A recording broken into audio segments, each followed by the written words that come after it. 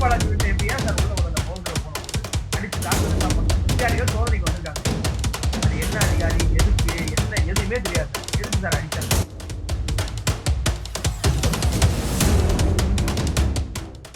அவங்க கண்ணு முன்னாடி வெளியில இருந்து எடுத்து வந்து பேப்பர்லாம் உள்ள வைக்க முடியாது. இவங்க வீட்ல இருந்து எடுத்த பேப்பர் தான், இவங்க வீட்ல இருந்து எடுத்த ஹார்ட் டிஸ்க் தான், இவங்க வீட்ல இருந்து எடுத்த யூஎஸ்பி.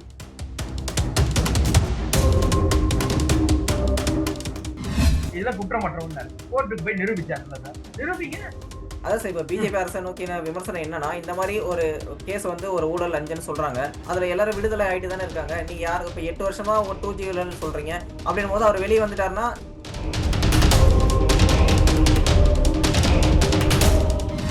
நீங்க உள்ள வந்து என்ன பேப்பர் எடுத்தாங்க, அதுக்கப்புறம் தானே சார் நிரூபிக்கணும். வரதுக்கு முன்னாடியே என்ன அடிக்க பாக்குறாங்க, கொல்ல பாக்குறாங்க, என்ன பார்த்து இப்படியே பண்ணணும்.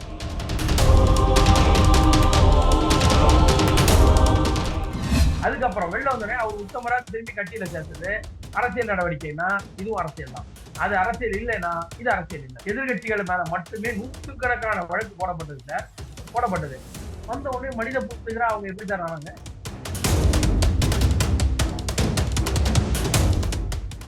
நமக்கு ஒண்ணு நடந்துச்சுன்னா அது நீதித்துறையை தப்பாவும், சட்டத்துறை, அமலாக்கத்துறை தப்பாவும், இல்லை என்றால் அவர்கள் நல்லவர்கள் அப்படிங்கிறது தான். இந்த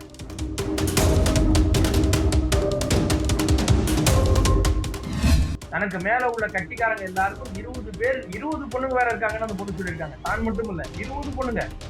நீங்க யோசிச்சு பாருங்க, அது ஏதோ ஒரு கம்பெனி நடத்துற மாதிரி நடத்திருக்காங்க.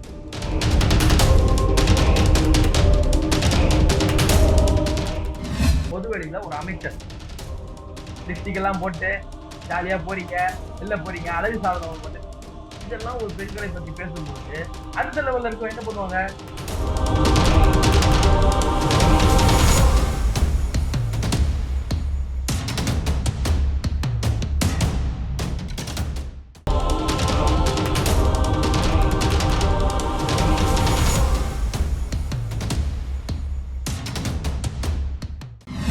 எல்லா பேச்சு நேயர்களுக்கு வணக்கம். இன்னைக்கு நம்ம கூட அரசியல் விமர்சகர் கார்த்திகேயன் சுவாமி சார் இருக்காரு. அவர்கிட்ட கேட்க நிறைய கொஸ்டின்ஸ் இருக்கு. வாங்க கேட்போம். வணக்கம் சார். வணக்கம் சார். சார், தமிழ்நாட்டுல ஒரு முக்கியமான துணை முதலமைச்சருடைய சொந்தக்காரங்க வீட்ல, அவருடைய ஃப்ரெண்ட்ஸ் வீட்ல எல்லா இடத்துல இடி ரைடு போயிட்டு இருக்கு. இது எப்படி பாக்குறீங்க? சார், அது வந்து துணை முதல்வருக்கு நெருக்கமானவங்க மட்டும் இல்ல, ஆட்சியாளர்களுக்கு நெருக்கமானவங்க, ஆட்சியில இருக்க சகல மாணவர்களும் நெருக்கமானவங்க இல்லையா? ஏன்னா அவங்க வீட்டு மாப்பிள்ள தானே, ஏன்னா அவங்க குடும்ப உறுப்பினர், அவ்வளவுதான். அதே மாதிரி அவருடைய நண்பர்கள் இதுல சிக்கியிருக்காங்க. ஓகே, இப்போ இந்த ரெய்டுன்னு பாத்தீங்கன்னா சார், அடிப்படை காரணமே இவங்க தான். அடிப்படை காரணமே இந்த ரெய்டுகளுக்கு இவங்க தான். ஏன்னா தமிழ்நாட்டுல லஞ்ச ஒழிப்புத்துறை டாஸ்மாக் மேல போட்ட 40 வழக்கு இவங்களே வெத்தலமாக வச்சு தம் மேல வழக்க வாங்கிட்டாங்க. அதை பேஸ் பண்ணி தான் அமலாக்கத்துறை உள்ள வந்தது. அப்ப இதற்கெல்லாம் மூல காரணம் அவங்களே.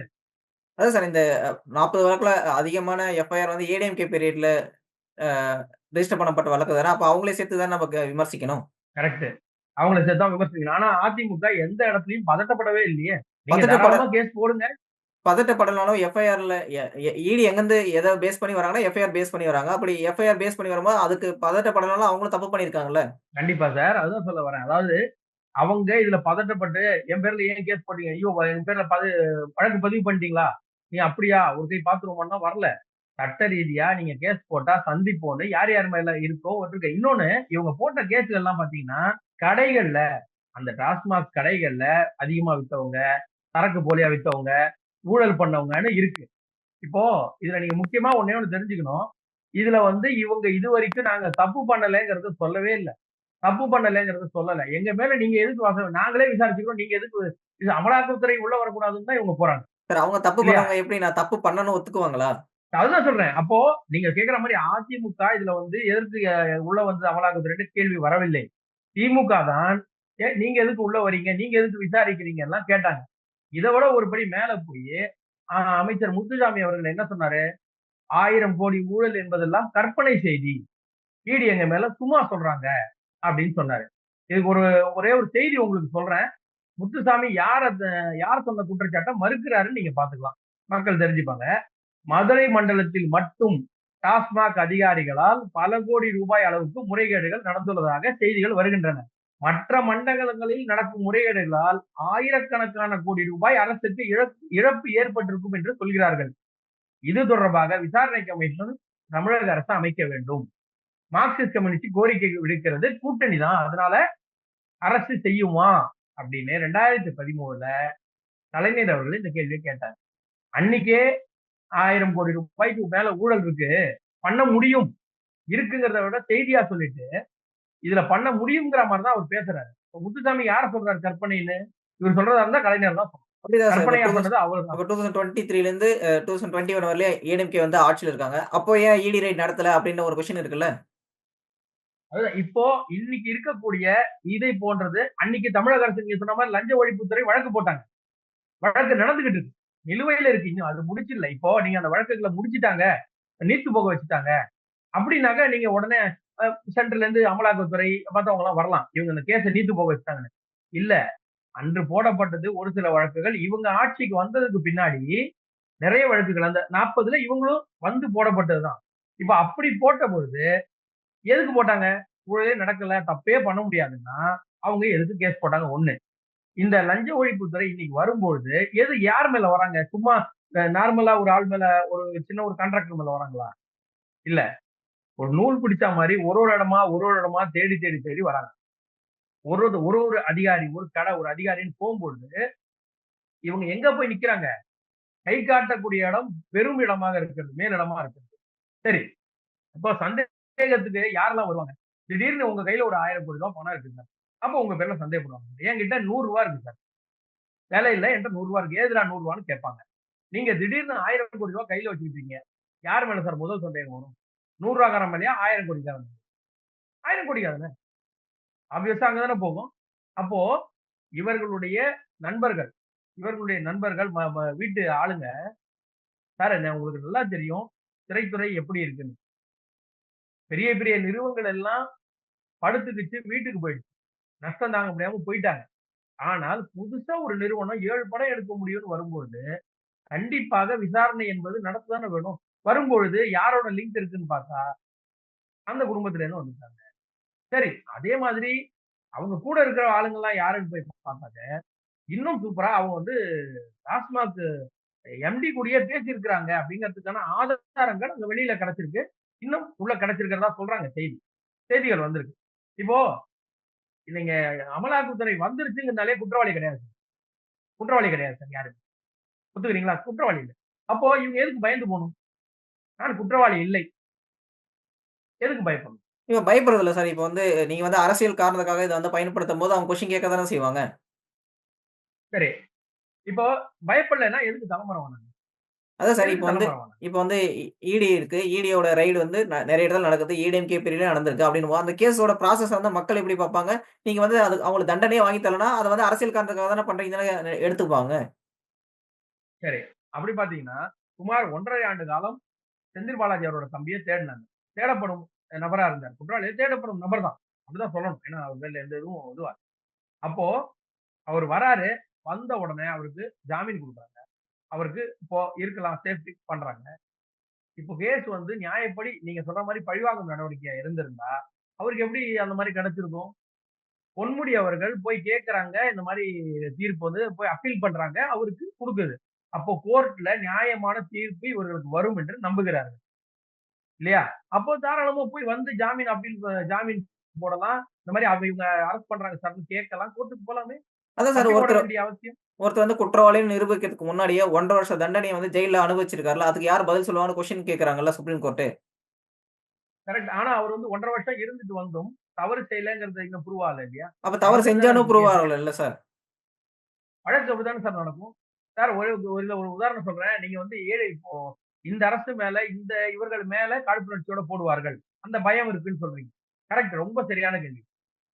சார் 1996ல ஒரு கேஸ் போடப்பட்டது சார்.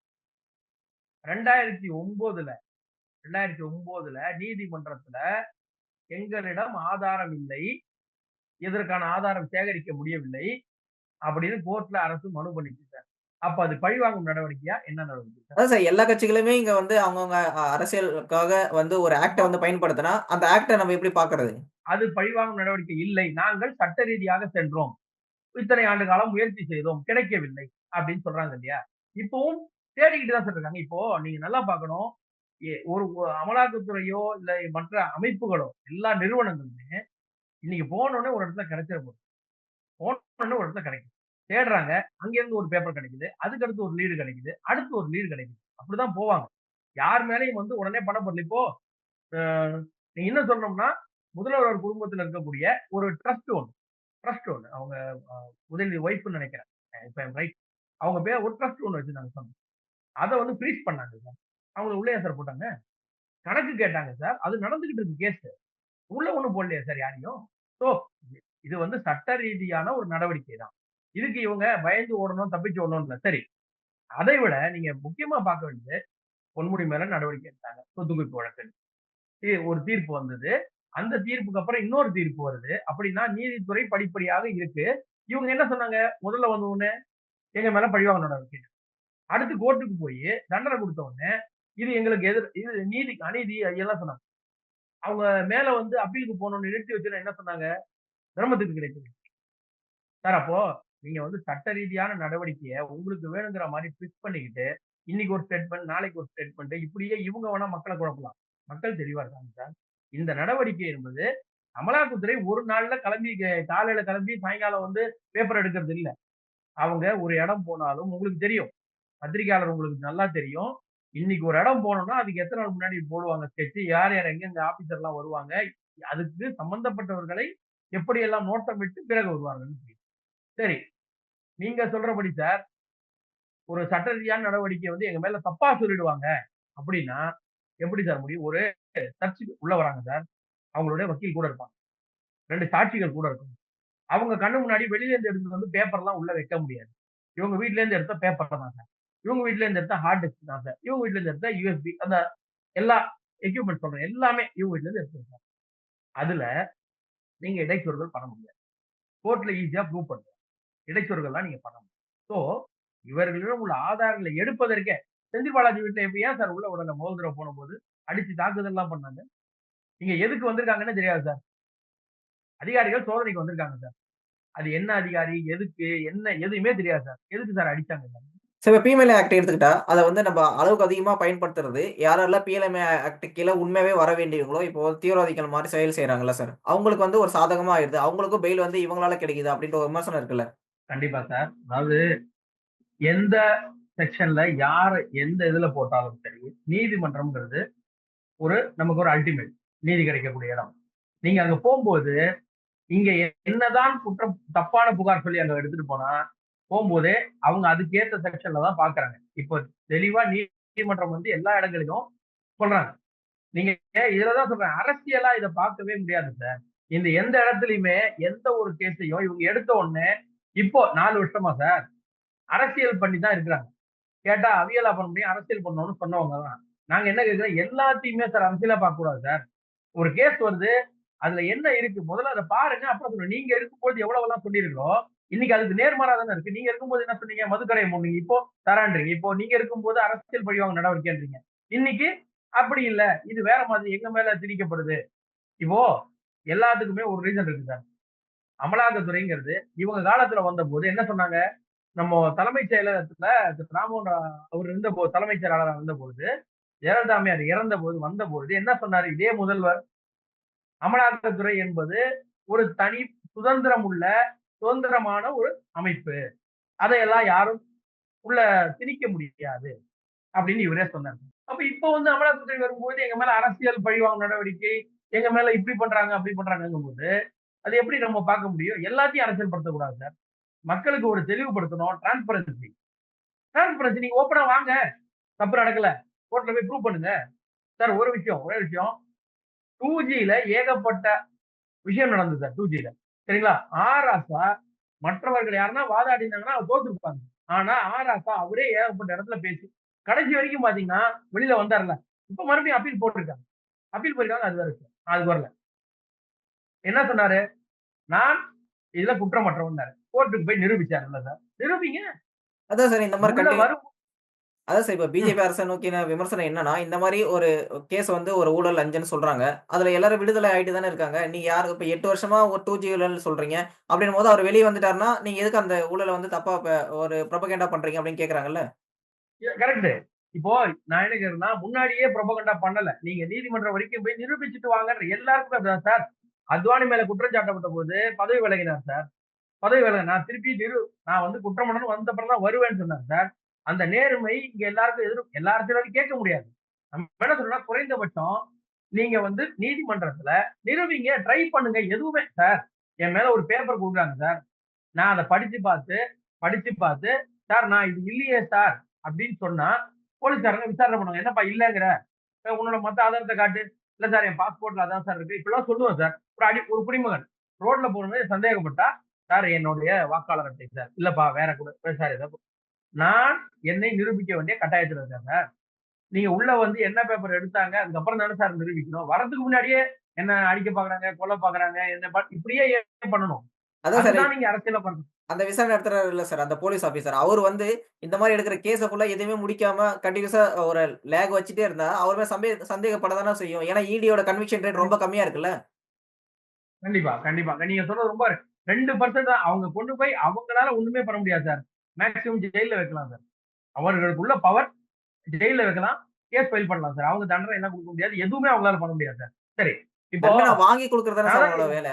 தண்டனை வாங்கி குடுக்குறது தான் வேலை. அத வாங்கி தர மாட்டுருக்காங்களே. இல்ல அதுதான் சொல்றேன். நீங்க நம்ம இந்த இடத்துல பொதுமக்களுடைய பார்வையில தவறா இருக்கும்னு நெனைக்கிறேன். இந்த இடத்துல தப்பு நடந்திருக்கு. இந்தாங்க இதனுடைய ஆதாரம்.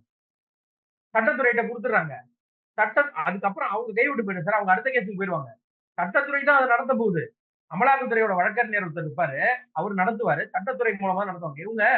நான் என்ன சொல்றேன்னா சார், எல்லா இடத்துக்கும் இந்த அமலாக்கத்துறை அவங்களே திருப்பி திருப்பி பண்ணாங்கன்னா, இன்னைக்கு சார் அதான் கேட்கிறேன் சார். ஒரு பேப்பர் கிடைச்சு போச்சு.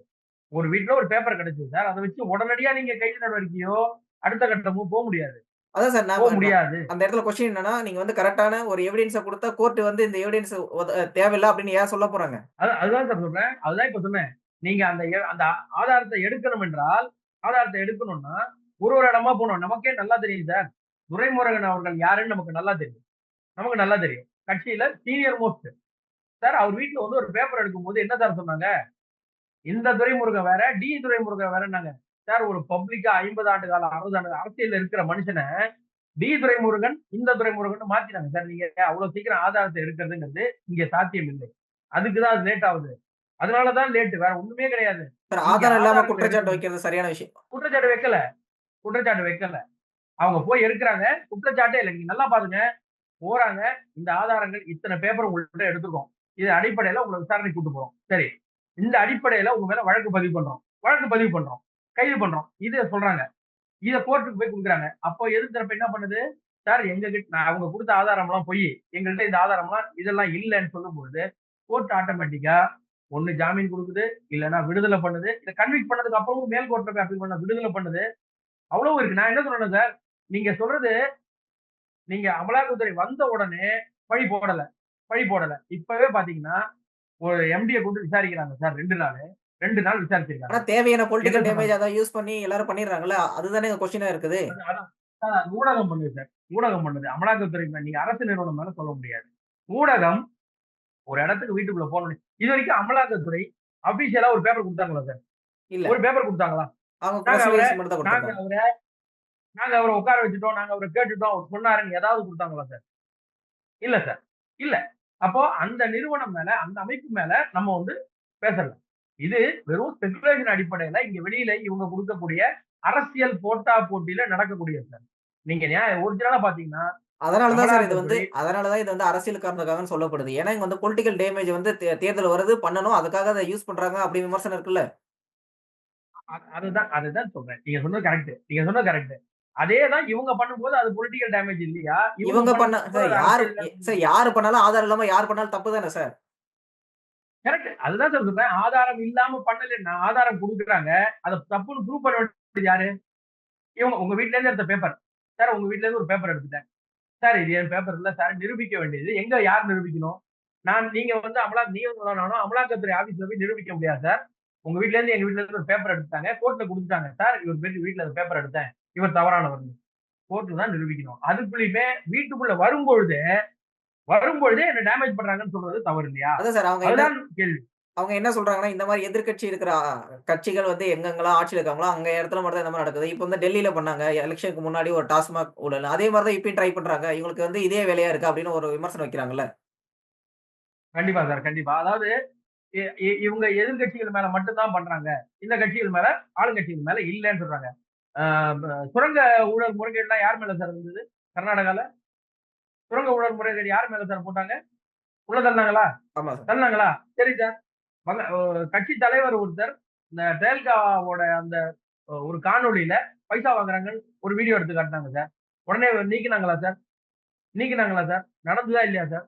நீங்க இங்க நிரூபிக்கப்படும்போது நடக்கும். இதே எதிர்க்கட்சிகள் மேல மட்டும் தான் நடக்கும். அது ஆளுங்கட்சி மேல அவங்க பண்ணல மத்திய அரசு. ஒரு குற்றச்சாட்டு சார்.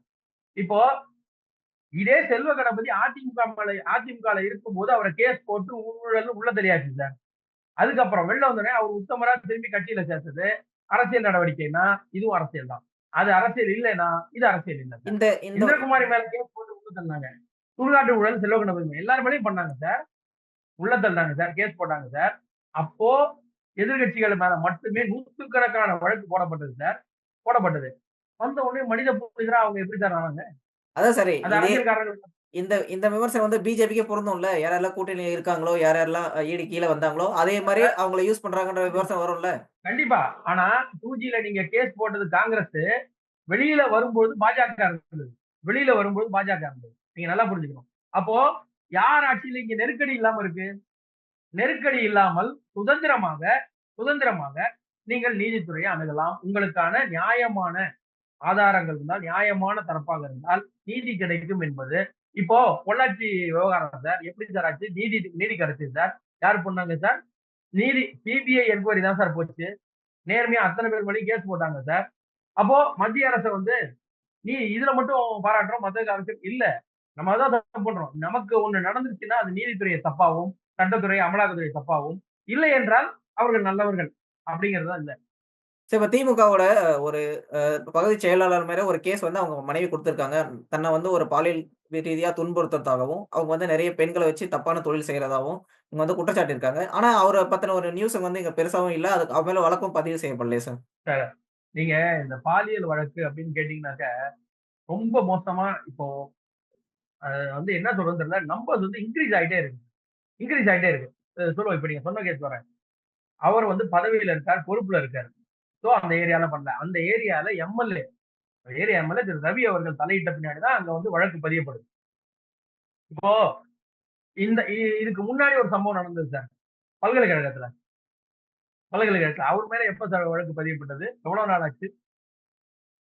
அதாவது இங்க வந்து அரசியல் பின்புலம் இவர்களுடைய அந்த பணபலம் அதெல்லாம் இருக்கிற வரைக்கும் இங்க இப்படி நடக்குது சார். அதான் சார் இது இப்ப எதிர்க்கட்சிகள் என்ன சொல்லியிருந்தாங்கன்னா, யார் அந்த சார்ன்னு அப்படின்னு கேட்டிருந்தாங்க. இப்போ வந்து ஸ்பெஷல் இன்வெஸ்டிகேஷன் டீம் தான் விசாரணை நடத்துறாங்க. அவங்க கூட இன்னும் யாரு சார்ன்னு கண்டுபிடிக்கல. அப்ப சார்ன்னு ஒருத்தர் இருக்காருன்னு ஒரு கொஸ்டின் இருக்குல்ல.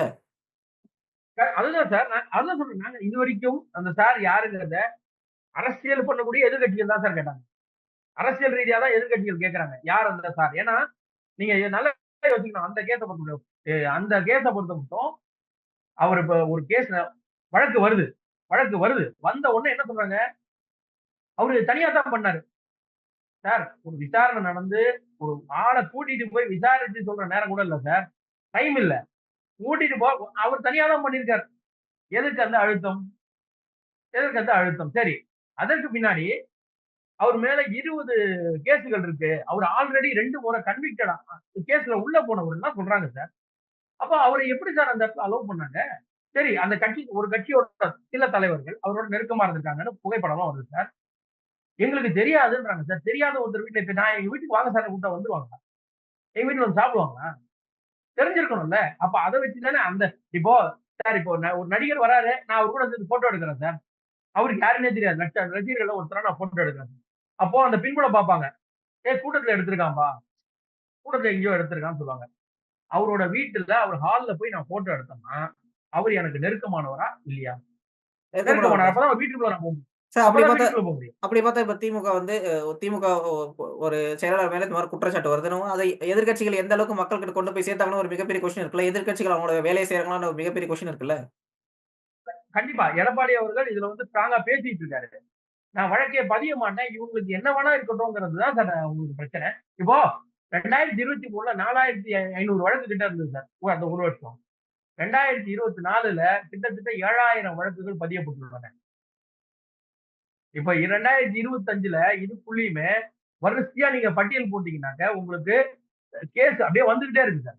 போக்சோங்கிறது என்ன? 18 வயதுக்கு கீழானவர்கள். அதுல மியூச்சுவல் ரொமான்டிக் ரிலேஷன்ஷிப்னா என்ன சார் அர்த்தம்?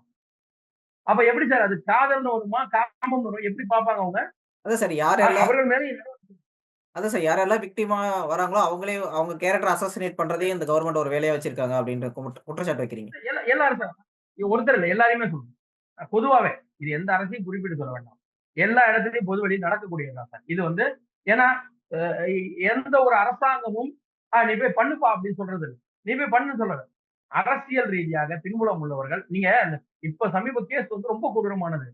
தனக்கு மேல உள்ள கட்சிக்காரங்க எல்லாருக்கும் 20 பேர் 20 பொண்ணுங்க வேற இருக்காங்கன்னு அந்த பொண்ணு சொல்லியிருக்காங்க. தான் மட்டும் இல்ல. 20 பொண்ணுங்க. நீங்க யோசிச்சு பாருங்க. அது ஏதோ ஒரு கம்பெனி நடத்துற மாதிரி நடத்திருக்காங்க. 20 பொண்ணுங்கள வச்சுக்கிட்டு, ஒரு 20 பேர்கிட்ட டெய்லி விட்டு பண்ணா, அவர் எந்த ஆதாயத்துக்காக விட்டுருப்பாங்க? எந்த ஆதாயத்துக்காக விட்டுருப்பாங்க? சும்மாவா? ஆதாயம் இருந்திருக்கும். அந்த பெண் சொன்ன புகார நம்ம வந்து அவங்க சரியா சொன்னாங்களா? அவங்க வந்து சும்மா சொன்னாங்களான்லாம் இல்ல. அவங்கள பத்தி உடனே கேரக்டர் அசோசியேஷன் வந்துருச்சு. நீங்க சொன்ன மாரி வந்துருச்சு. ஊடகங்கள்ல. அந்த பெண் ரீல்ஸ் போட்டாங்க, போட்டோ எடுத்தாங்கலாம் வந்துருச்சு. அவர்கள் சொன்ன ஒரே ஒரு விஷயம், என்னை திருமணம் செய்து கொண்டார். மிரட்டி பாலியல் இதற்கு உபயோகிக்கிறார். அத மக்கள் தெளிவா புரிஞ்சுக்கணும். இது மாரி ஆட்கள் அவங்க தெருக்கத்துல சர்க்கிள்ல இருந்திருப்பாங்க இல்லையா? அவங்க கிட்டலாம் அந்த கோரமுகத்த காட்டாம இந்த பக்கம் இருந்திருக்காங்கன்னா, நீங்க பார்த்து தெரிஞ்சுக்கணும். அந்த பின்புலம் அவர்களுக்கு செய்ய தூண்டியுள்ளது. பொதுவெளியில ஒரு அமைச்சர் லிப்ஸ்டிக் எல்லாம் போட்டு ஜாலியா போறீங்க, வெளில போறீங்க, அழகு சாதனம் பண்ணு இதெல்லாம் ஒரு பெண்களை பத்தி பேசும்போது, அடுத்த லெவல்ல இருக்கவன் என்ன பண்ணுவாங்க? அடுத்த லெவல்ல அப்படிதான் பேசுவாங்க சார். அதுக்கு கீழ லெவல்ல இருக்கவன் அப்படிதான் சார் பண்ணுவான். அவனுக்கு என்ன தெரியும்? அமைச்சரே மேடையில பேசுறாரு. நம்மளும் அடுத்து பேசுவோம். நம்ம என்ன பண்ணுவோம்? நம்மள ஒண்ணும் பண்ண மாட்டாங்க. அவ்வளவுதானே சார். அப்போ இது தார்மீக ரீதியாக மேலே இருப்பவர்கள் பொறுப்பேற்றுக் கொள்ள வேண்டும். மேல இருக்கவங்க கீழ இருக்கிறது யாருப்பா அது? தயவு தாட்சிணியம் பார்க்காத. தூக்கி போடு. பண்றது இல்ல. ஏன் பண்றது இல்ல? அதுதான் பெரிய பிரச்சனை. உங்க நேரத்த ஒதுக்கி நிறைய கருத்துக்களை தெரிவித்தமைக்கு ரொம்ப ரொம்ப நன்றி சார். நன்றி சார்.